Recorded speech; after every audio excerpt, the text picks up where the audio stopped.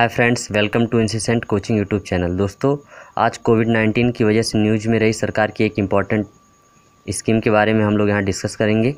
जैसा कि थंबनेल में आप लोगों को पता चल गया होगा, प्रधानमंत्री उज्ज्वला योजना के बारे में कि यह किस किस को फ़ायदा पहुँचाएगी, इस योजना का लक्ष्य क्या है। इन सभी सवालों का जवाब हम आगे स्लाइड में आपको मिल जाएगा। सबसे पहले हम देखेंगे कि प्रधानमंत्री उज्ज्वला योजना जो है यह प्रारंभ कब हुआ। तो यह प्रारंभ हुआ 1 मई 2016 को।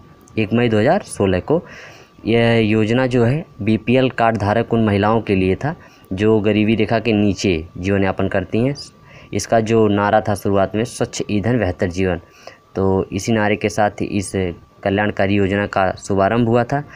इस योजना के जो कुछ उद्देश्य थे, शुरुआत में इसके जो उद्देश्य थे वह थे महिला सशक्तिकरण को बढ़ावा देना, उनके जो काफ़ी धुएं वगैरह में रहने की वजह से जो स्वास्थ्य संबंधी समस्याएं आती थी, इसे निजात पाने के लिए, जीवाश्म ईंधन के उपयोग के कारण ग्रामीण आबादी में लाखों लोगों के बीच स्वास्थ्य से जो संबंधित खतराएं थे, इनको रोकने के लिए, खाना पकाने के लिए एक स्वस्थ ईंधन होता है उसका उपयोग करने के लिए इस योजना को प्रारंभ किया गया।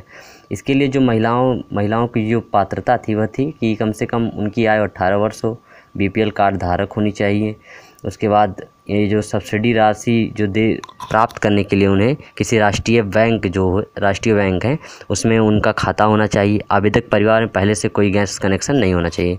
इसके बाद हम देखेंगे कि यह जो योजना थी ये 2 प्रकार की थी। 5 किलोग्राम का एलपीजी सिलेंडर मिलता था और एक 14.2 किलोग्राम वाला सिलेंडर मिलता था। तो इसमें टोटल कॉस्ट जो आता था सरकार के ऊपर लगभग पर इंडिविजुअल 3200 रुपये आती थी।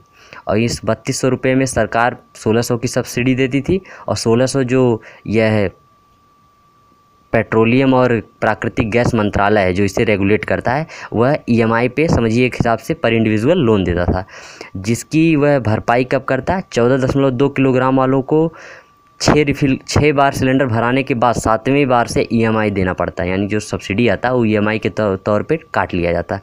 और जो 5 किलोग्राम वाले थे इनको 17 बार ये रिफ़िल करा चुके थे। उसके बाद जब 18वीं बार रिफ़िल कराने जाते अपने सिलेंडर को, तब जो सब्सिडी आती वो ईएमआई के तौर पर जो भारत का पेट्रोलियम और प्राकृतिक गैस मंत्रालय है वह काट लेता, यानी उसकी भरपाई वह कर लेता।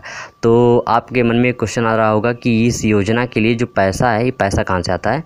तो इस योजना के लिए 2015 में इस योजना के लिए भारत सरकार ने एक अभियान चलाया था, गिव इट अप। अभियान के तहत लोगों से जो अपर क्लास है और मिडिल क्लास में जो अफोर्ड कर सकते हैं उनसे अपील की गई थी कि वह अपनी सब्सिडी छोड़ दें। तो अब तक इस अभियान के तहत 1 करोड़ से अधिक लोगों ने अपनी सब्सिडी छोड़ दी है। तो इससे जो पैसे इकट्ठे होते हैं उसे हम उज्ज्वला योजना में यूज करते हैं। और एक बात और यहाँ पे आप लोग ध्यान दीजिएगा कि जो उज्ज्वला योजना थी शुरुआत में 2019 तक इसका लक्ष्य था कि इसके तहत 5 करोड़ लोगों को गैस कनेक्शन दिया जाएगा, लेकिन बाद में इस योजना का जो लक्ष्य था वो बढ़ाकर 8 करोड़ कर दिया गया है। और अब लगभग इसका लक्ष्य अब शायद 2021 तक 10 करोड़ से ऊपर का है। और यह जो योजना थी अब तक सफल मानी जा रही है। उज्ज्वला योजना जो है अब तक सफल मानी जा रही है। और इसके लिए जो बजट आवंटित किया गया था, शुरुआत में 8000 करोड़ था, फिर बाद में इसे बीच में बढ़ाकर 12800 करोड़ किया गया था। और इस समय आप लोग देखेंगे भारत सरकार की वेबसाइट पे, तो इसके लिए 16000 करोड़ का बजट आवंटित किया गया है। तो आशा करता हूँ आप लोगों को कुछ ना कुछ अधिक जानकारी मिली होगी। ऐसे ही वीडियोज़ के लिए हमारे यूट्यूब चैनल को सब्सक्राइब करें, इसे अधिक से अधिक लोगों के पास शेयर करें। धन्यवाद।